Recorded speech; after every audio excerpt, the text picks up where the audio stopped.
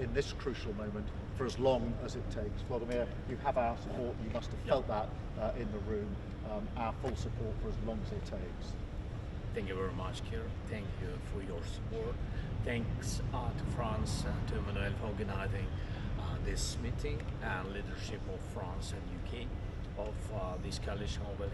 I think that Keir almost said all the outcomes which are very important for us. No lifting of any kind of sanctions until Russia will stop this war. And I think more pressure on it, more packages of sanctions. This is important. The second point, as you said, Keir, that new packages to strengthen Ukraine, and we heard of some of leaders' new packages. We are very thankful to all the leaders, and we had that was very good. 31 countries, the common voice, how to strengthen, how to push Russia, and everybody. That is crucial. That everybody understood and understand that Russia for today doesn't want any kind of peace. That is very important, and we will work on security guarantees the closest weeks and days, and I think this is very important not only for today, to think about our future. Thank you. Please come into the embassy. Could Ukraine survive without European troops?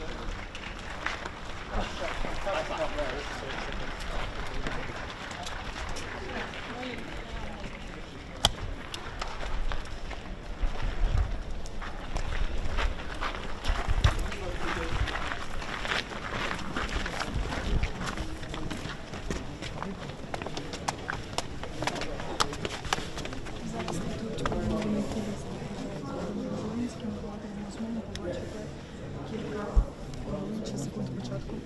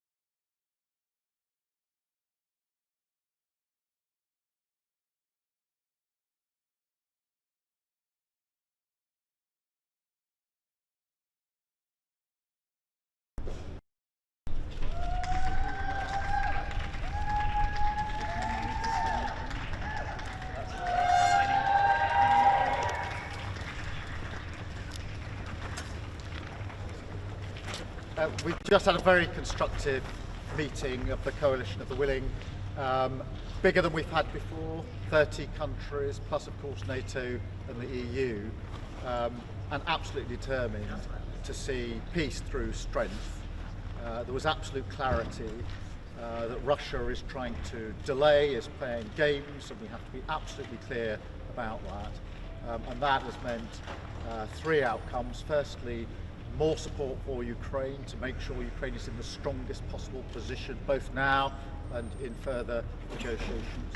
Second, complete clarity that now is not the time for lifting of sanctions. Quite the contrary, what we discussed is how we can increase sanctions to support the US initiative to bring Russia to the table through further pressure from this group of countries. And of course we discussed further the plans for reassuring the peace, the Coalition of the Willing and the military and operational plans, whether they're on the land, the air or the sea. But there was very strong support, and what came out most strongly from the meeting was so many countries standing, as they've stood for over 3 years now with Ukraine, standing in this crucial moment for as long as it takes. Vladimir, you have our support. You must have felt that in the room. Our full support for as long as it takes. Thank you very much, Keir. Thank you for your support. Thanks to France and to Emmanuel for organizing this meeting and leadership of France and UK of this coalition of willing. I think that Keir almost said all the outcomes which are very important for us. No lifting of any kind of sanctions until Russia will stop this war. And I think more pressure on it, more packages of sanctions. This is important. The second point, as you said, Keir, that new packages to strengthen Ukraine, and we heard of some of the leaders' new packages. We are very thankful to all the leaders, and we had that was very good. 41 countries, the common voice, how to strengthen, how to push Russia, and everybody. That is crucial. That everybody understood and understand that Russia for today doesn't want any kind of peace. That is very important, and we will work on security guarantees the closest weeks and days, and I think this is very important, not only for today, to think about our future. Thank you.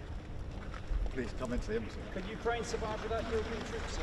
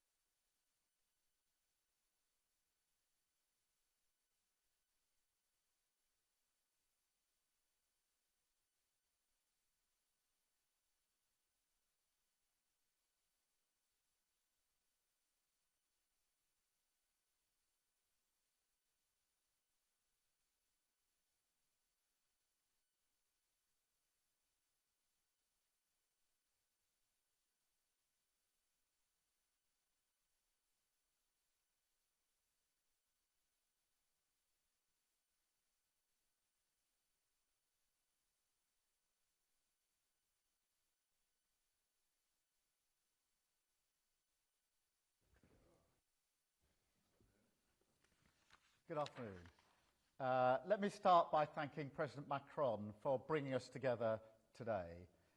Between the two of us, we've now convened 4 of these meetings in either London or Paris. And it's now, obviously, over 2 weeks since Ukraine agreed to an immediate 30-day ceasefire. That offer is still unanswered. It's over a week since Putin agreed to an energy and infrastructure ceasefire, but since then, Russia has hit energy infrastructure in cities across Ukraine. They've increased their bombardment, firing over 1,000 long-range drones at the country, hitting Ukrainian homes, schools and hospitals, with widespread civilian casualties.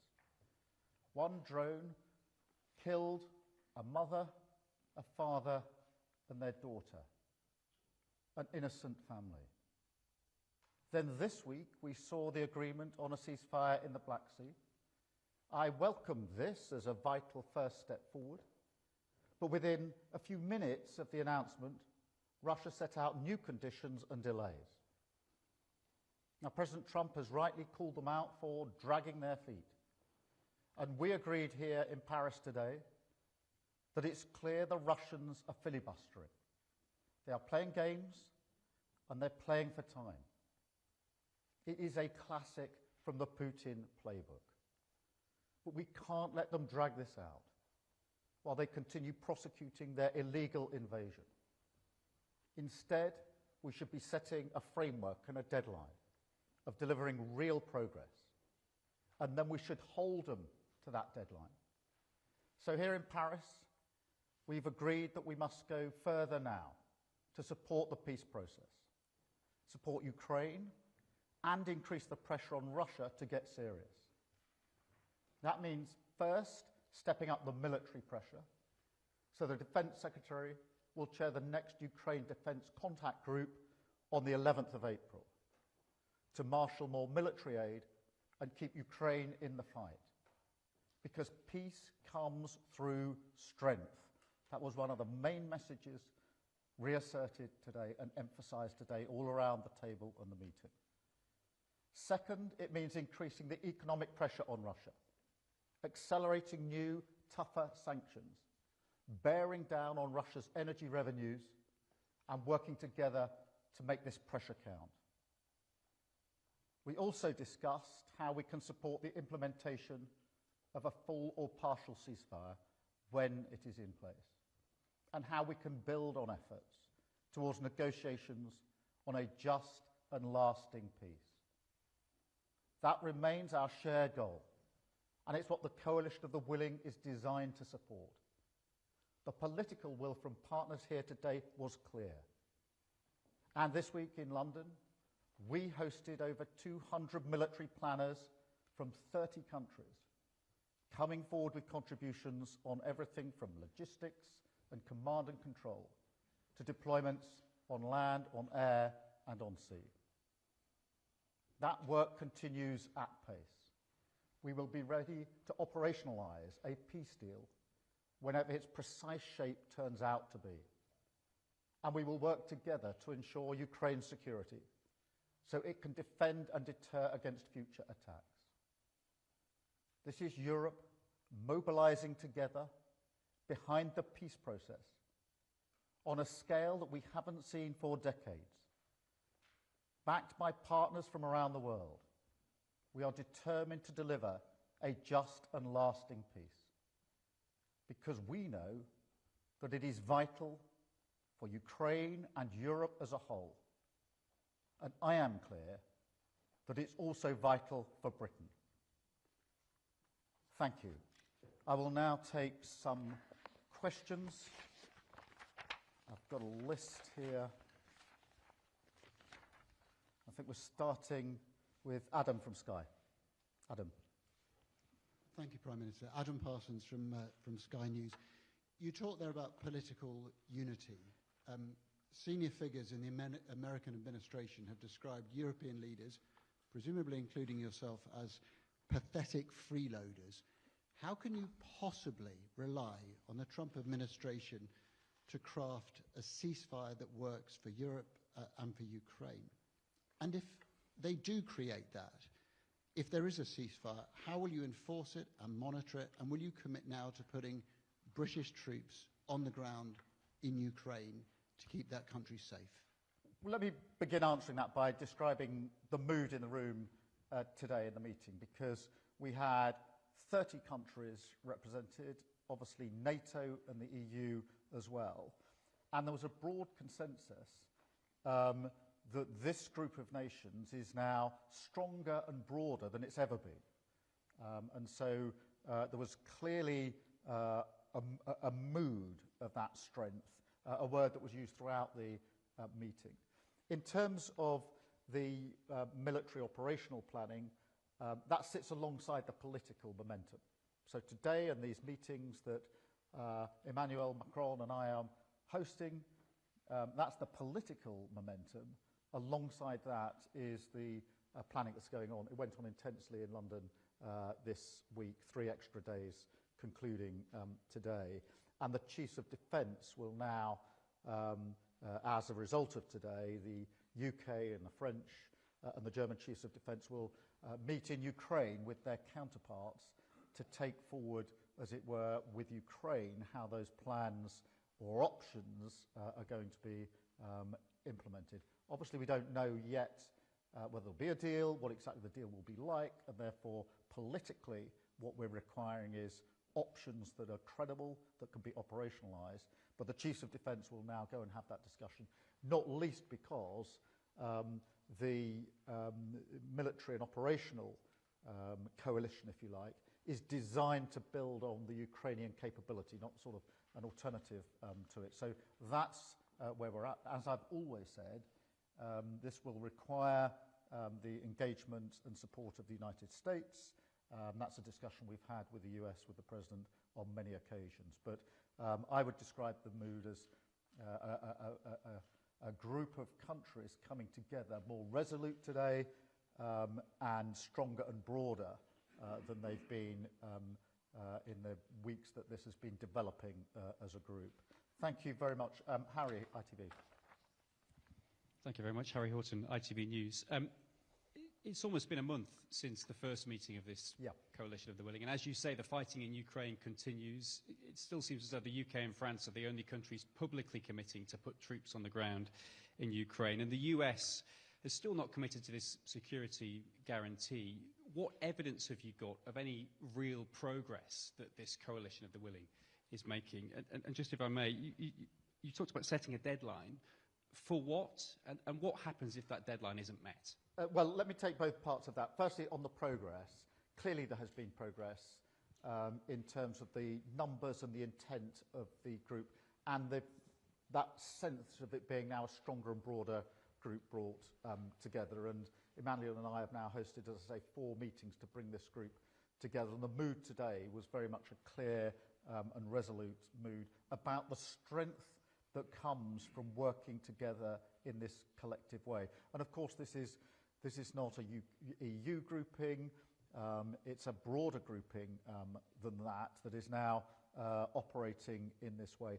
On the progress we've made, I mean, the planning, I went to see the planning myself on Thursday of last week. We had 200 planners in London in our own headquarters, split into groups that were dealing with the optionality when it comes to land, to sea and air, and now obviously the development of that through the Chiefs of Defence going to Ukraine. Yes, it's optionality. Nobody knows whether there'll be a deal or what the shape of it will be. But there's clearly been political progress in the sense of momentum, if you like, in the political group that we've been able to put together, which is significant in its own right, because there was a feeling around the table that Europe, taking Europe as a whole, has not been this strong and united for a very long time. And that was clearly the mood in the room, but in the operational planning that goes with it. I'm so sorry, Harry, the second bit of your question. You said there was a deadline. Oh, sorry. What is the deadline? Yeah, so the point here is, as it were, a preliminary point to a deal, which is our collective view is that Russia is playing games, that Putin is back to his old playbook, and therefore the pressure needs to go on to Russia to get more seriously to the negotiating table and to have a framework or a deadline, if you like, for responding to what the Ukrainians have already put on the table and what the US is seeking to achieve in their initiative. So I think there's got to be a framework around that. Obviously, we'll discuss that with allies and with the US, but also, and this was a very strong resolve across the room, that now is not the time for pulling back or weakening on sanctions. On the contrary, now is the time for increasing sanctions on Russia to get them to the table to these negotiations to the hope of a ceasefire and a lasting and secure ceasefire that preserves the security and sovereignty of Ukraine. So that's as it were, the other element of the meeting today. So up until now, very much a focus on how do we defend a deal if we get there. Today, an equal emphasis, I would say, on how do we collectively, as a pretty large group of nations, ensure that we put pressure on the Russians to get to the table, to actually negotiate, and be really clear that they are filibustering, they are delaying, and we've seen this playbook before. Look, I mean, we in the mood for deadlines. I don't want to put a hard deadline on this, but we need to see this developing in days and weeks, not months and months, and we need to move on to that space. But I mean, so I'd say today that came up, as it were, alongside what we need to do if there is a deal, as part of the big discussion that we had over quite a session this morning. Jeremy from BBC. Thanks. Thank you, Prime Minister. You seem to be describing a very different world or different view of the war to the one that President Trump tells us about. I mean, this is all happening, isn't it? This talk of ceasefires because of President Trump's, first of all, his assertion during the campaign that he could sort it all out in a day. Then it was going to be 100 days. He was a great deal maker. That actually there is a reality here that neither side believed there could be a ceasefire, neither Ukraine nor Russia, that President Putin has made it clear on multiple occasions that actually his view of what should happen is not a ceasefire, but it is either victory through capitulation of Ukraine or victory on the battlefield. Isn't it time, in fact, to actually say, this isn't going to work? We shouldn't be going for a ceasefire. We should be going for something else, maybe more military support for Ukraine that will enable them to make progress on that battle. No, I don't agree with that. I think that President Trump absolutely clearly wants a lasting peace in Ukraine, and that's directing all of his actions, and in a matter of weeks he has got both sides, as it were, to a negotiating table, and we've made some progress. Ukraine has clearly put forward 2 weeks ago now its proposal in relation to a ceasefire. What we now need to do, in my view, is increase the pressure on Russia to get to that proposal on a ceasefire, to meet it and to match it as a first step towards a lasting peace. And I think that's the right course, and that's why we are supporting the US in this endeavour, and that is amongst the things we discussed this morning. And at the same time, we have to answer the question, if there's a deal this time, why will it hold in the way that the deals in the past have not held? Because this wouldn't be the first time that a deal has been reached, but what we need to make sure is it's the last time that a deal is reached and not breached and is held to. So that's why we're focusing on pushing forward and put pressure on Russia and answering the question, how would you defend a deal if a deal is in place? And I genuinely believe that is the right course. Everybody wants lasting peace. Everyone wants a negotiated settlement, not least the Ukrainians. They've been subjected to this illegal invasion for over 3 years now. They've been incredibly resilient. Zelensky has led from the front, in my view, over all of those 3 years, and he's now leading from the front again in relation to these ceasefire discussions. Thank you. Follow up on that, Prime Minister. What makes you so certain, then, that there is a way of persuading President Putin to give up his long-held and very publicly discussed views on the future of Ukraine, which he believes should effectively be part of Russia. Well, nobody could stand here and I'm not going to say with great certainty by date X we will have got to this point. What I am saying is that this is a process. I believe the goal is the right goal, which is a lasting peace in Ukraine that secures the security and sovereignty of Ukraine. I am not alone in that view, because that is the President Trump's view. It's clearly the view of a group of countries now that we've put together, 30 countries, you know, openly saying amongst themselves this morning that this is the strongest they've seen Europe in a very long time. And they mean Europe and not institutions within Europe. And it is, of course, the view of Ukraine. So I can't stand here with certainty and say, yes, I know exactly what the outcome will be on what day. What I do know is that that politically, if we can provide that leadership, backed up by operational plans, then that is the best chance, in my view, of achieving the outcome that we all want. Chris, GB News. Chris Hope, GB News. Prime Minister, Russia's today warning of a direct conflict with NATO if your coalition of the willing puts troops on the ground in Ukraine. Will you give MPs a vote on your plans before that happens? If I can quickly ask about the spring statement yesterday, you told us that we'll be £500 better off from the spring statement, but just next week, energy bills go up, council tax bills go up, water bills, broadband bills, TV licence, rail fares go up, plus national insurance for employers, plus fees of income tax thresholds. £500 won't touch the sides of what's facing your voters next week. Are you gaslighting them? And what's your message to them about the cost of living crisis? Let me take I think ended up being three parts of your question, Chris, but fair enough. Look, in terms of what Russia says, we know what Russia wants. It wants a defenceless Ukraine. So it doesn't surprise me that Russia's saying their position is Ukraine shouldn't have any capability of its own or any assistance or help from anybody else. That rather gives away their opening stance on this, and that can't guide us in our response. I don't want to get ahead of ourselves with a vote because we're not at that stage. We are at the stage of turning the political momentum into operational plans, looking at the various options, and then going for the next piece of work with the Chiefs of Defence. But you know my long-standing position, which is if we were to deploy in any scenario on a long-term basis, then of course Parliament should have a say in that, and I don't deflect from that. Look, on the people being £500 better off, it's not me saying that, it's the OBR. And that is really important because we said that we would improve living standards under a Labour government, and that is what the OBR says we are doing. And obviously their calculation takes into account other factors.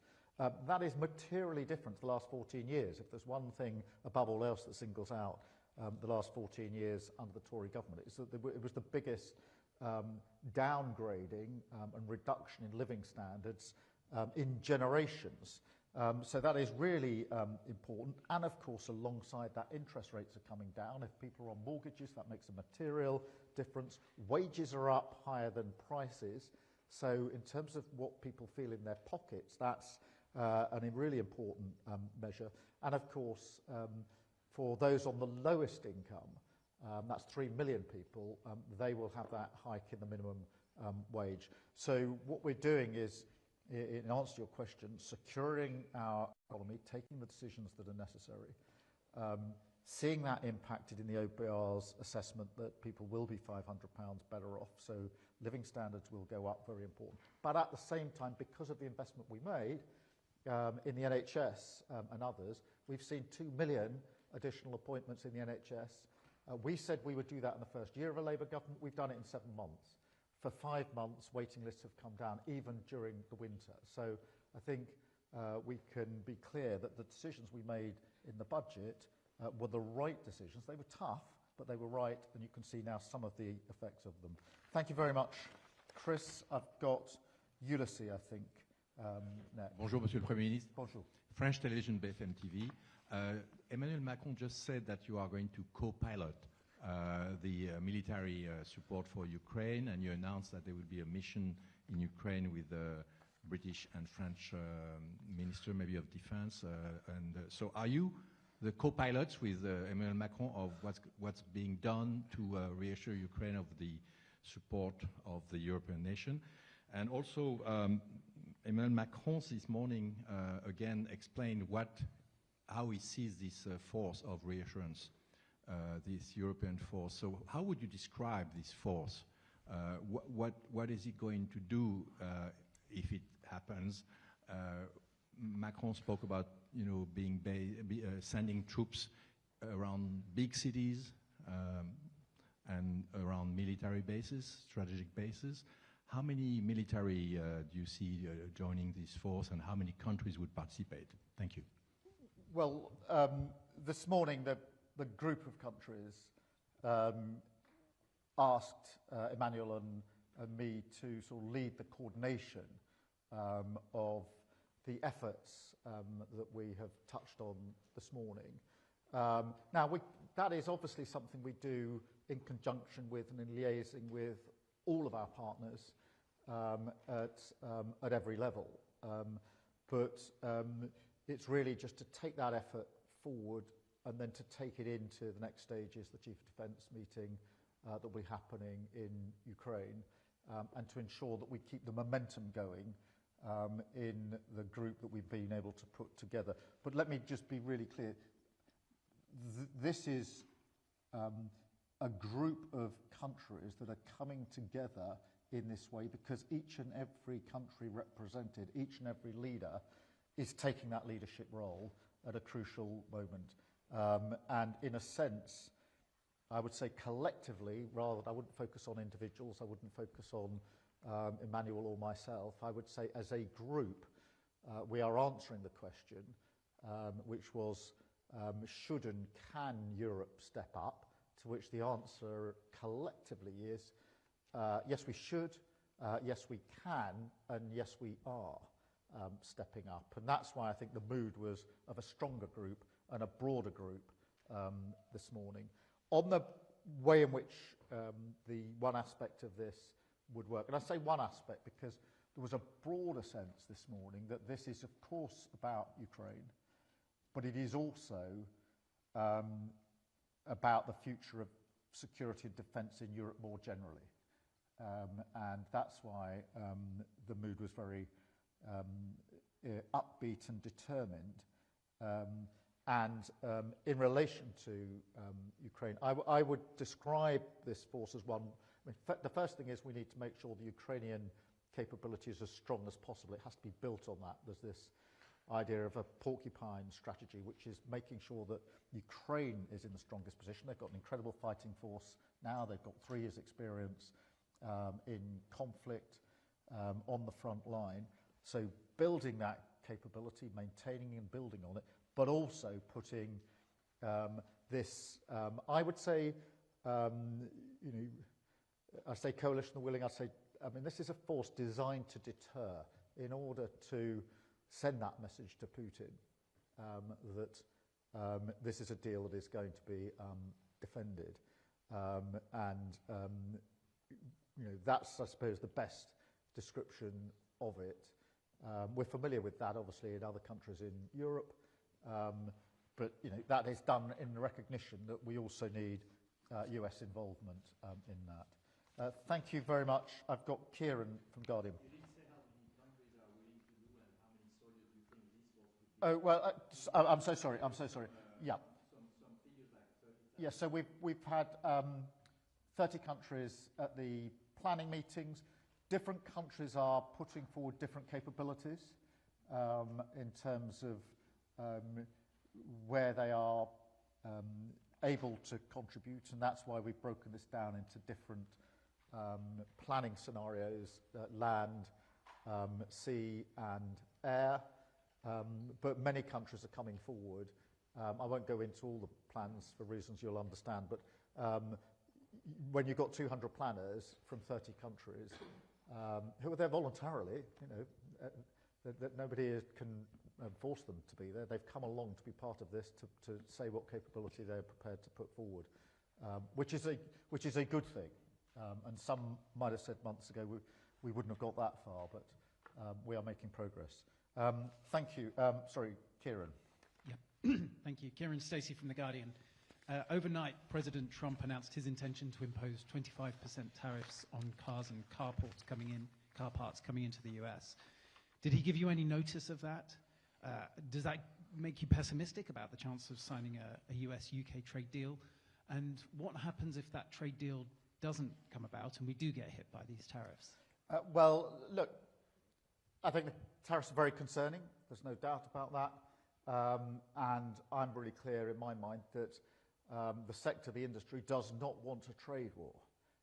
And that's why, first and foremost, we've got to work with the sector, work with industry in our response in relation to this. I think we need to keep, as ever, pragmatic and clear-eyed. We are engaged, as you know, in intense discussions with the US on economic arrangements on a number of fronts, but including to mitigate tariffs. And we'll continue in that way because I think that rather than jumping into a trade war, it is better pragmatically to come to an agreed way forward on this if we can, and that's why we're intensely engaging in the way that we are. But look, we always have to put the national interest first, and that's why I've also been clear that as we engage in those negotiations, those discussions, we will keep all options on the table.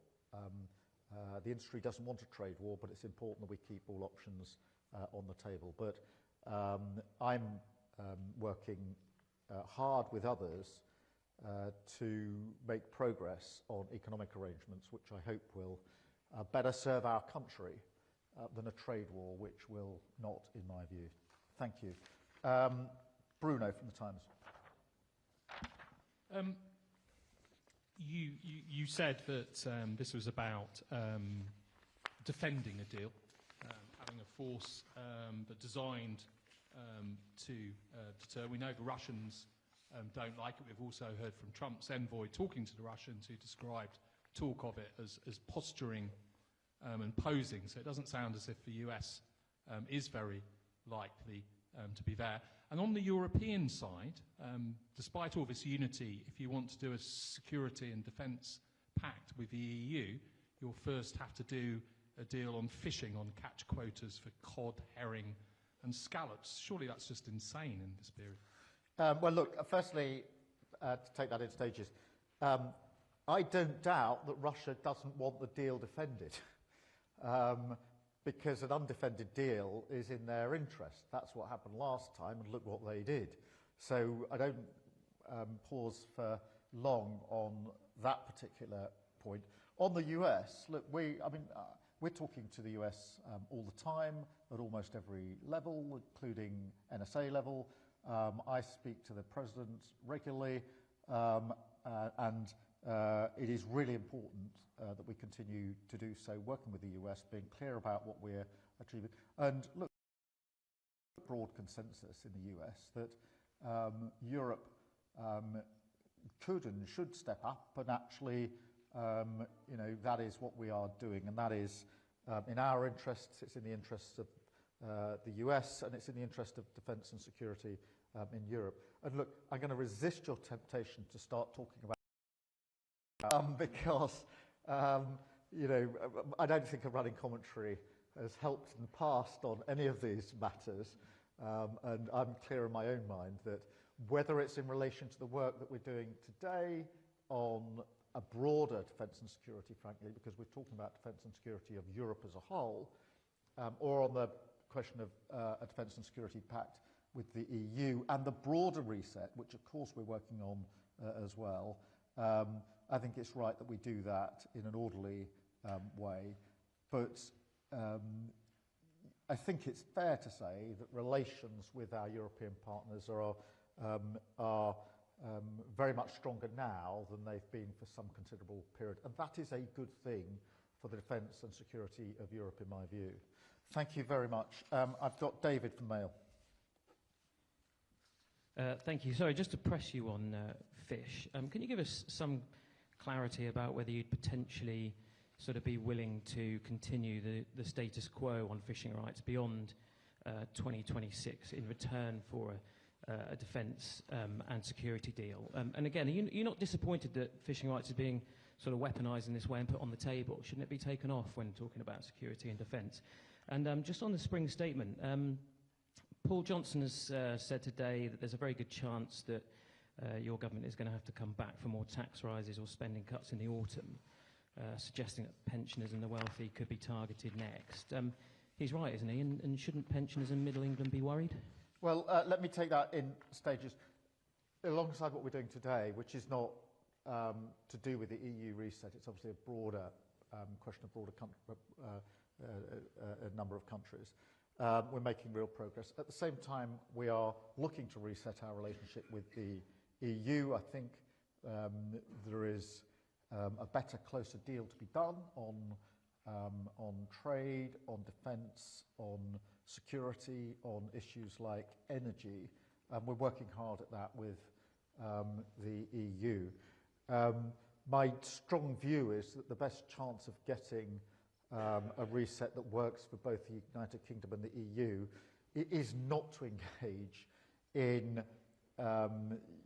negotiations and discussions outside of the arrangements that we've set up. That was tried a number of times in the past and, to my mind, didn't work particularly well. So I don't want to avoid your question, but I don't want to get dragged into the very thing that I want to avoid, which is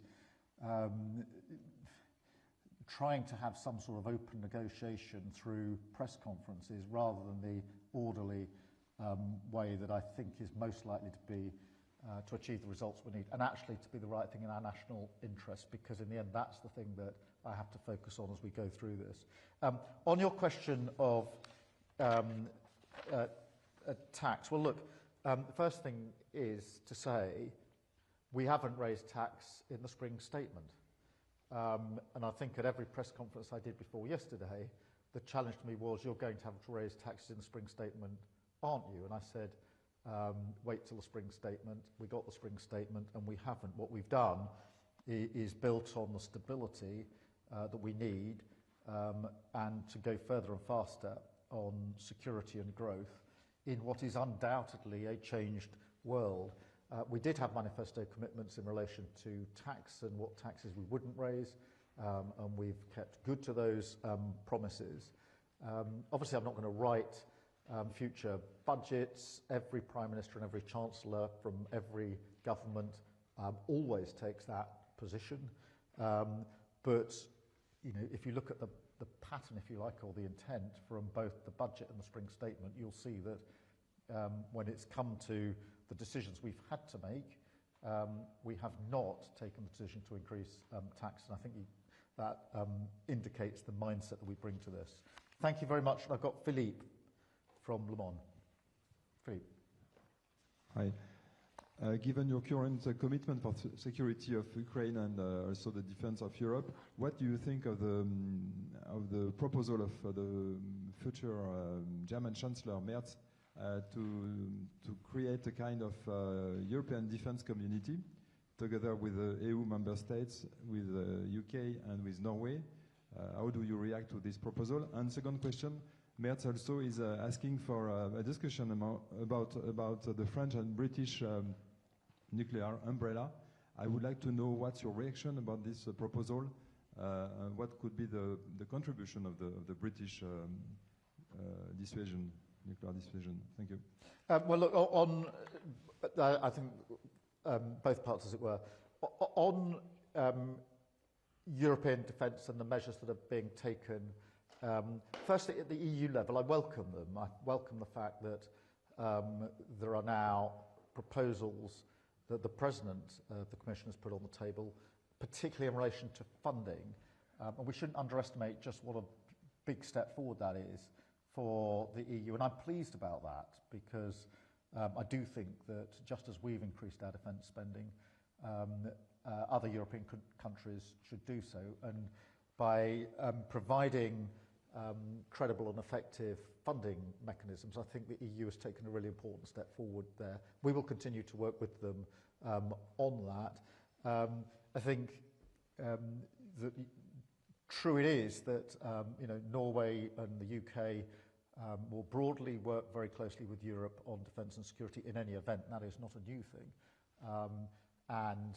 Obviously we work very closely, particularly with Norway in relation to matters up in the North Sea. So that's nothing new about that. I welcome that. That is good progress. On the question of nuclear, look, first,